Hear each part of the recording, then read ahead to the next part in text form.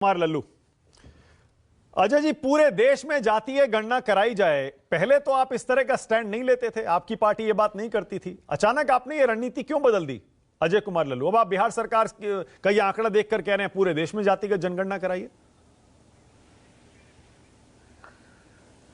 देखिए, सबसे पहले तो बिहार सरकार को बहुत बहुत बधाई और शुभकामना कि बिहार में किस जात की कितनी संख्या है उसको बड़े साफ शब्दों में स्पष्ट रूप से प्रदर्शित करने का काम किया है और देश में एक ऐसा माहौल बनाने का प्रयास किया है। निश्चित तौर से आने वाले दिन में जो सभी जातियां हैं वो कितनी संख्या में हैं, क्या क्या उनका सामाजिक आर्थिक पहलू है, उसके बारे में जानने का प्रयास करेंगे।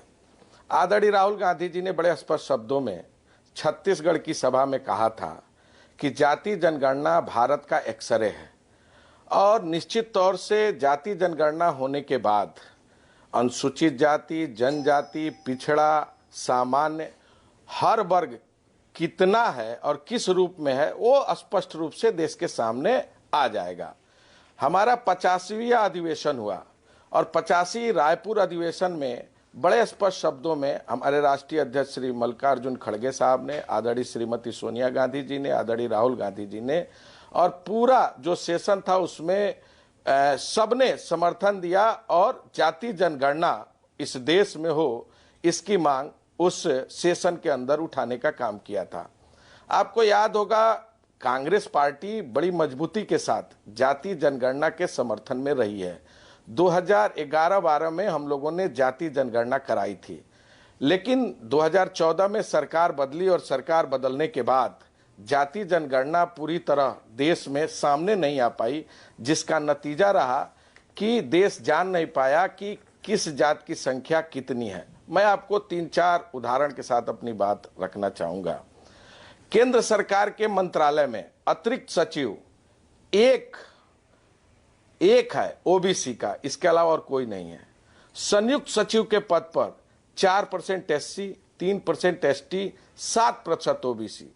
शिक्षा के क्षेत्र में अगर देखेंगे तो केंद्रीय विश्वविद्यालय में और आईआईटी में 2021-22 का जो सर्वे है, एससी, एसटी और ओबीसी का 70% से अधिक पद खाली है।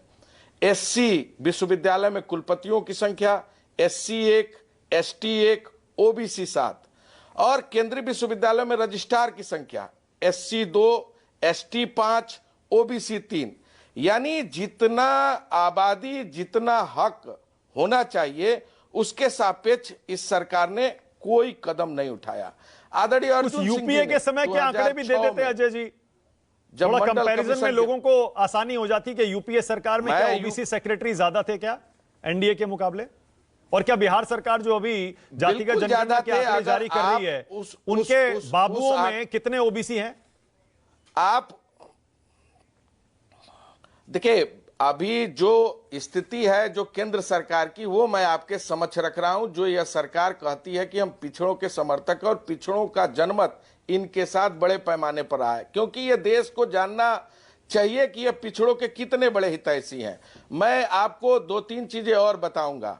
बनारस जो काशी विश्वविद्यालय है, जहां से प्रधानमंत्री जी खुद आते हैं, वहां पिछड़े वर्ग के नौजवान अपने हॉस्टल की मांग को लेकर लगातार प्रदर्शन कर रहे हैं, फिर भी प्रधानमंत्री जी वहां के लोकल सांसद हैं, उनके कान में जू नहीं रेंग रहा है। 69,000 शिक्षक भर्ती को लेकर आज भी पिछड़ा और दलित वर्ग का नौजवान। अजय जी देखिए, अब आपने कहा कि आप 2011 से जातीय जनगणना के पक्ष में रहे हैं। मैं कहूंगा 2010 में आप महिला बिल लाए थे, उसमें ओबीसी का रिजर्वेशन क्यों नहीं था? इस पर राहुल गांधी से पूछा गया, उन्होंने खुद कहा कि उन्हें खेद है। तो कांग्रेस पार्टी ने जातीय जनगणना पर अपनी लाइन तो बदली है, इसमें कोई शक नहीं होना चाहिए। खैर, एक सेकंड रुकिएगा, मैं थोड़ा सा विश्लेषण और करना चाहता हूं।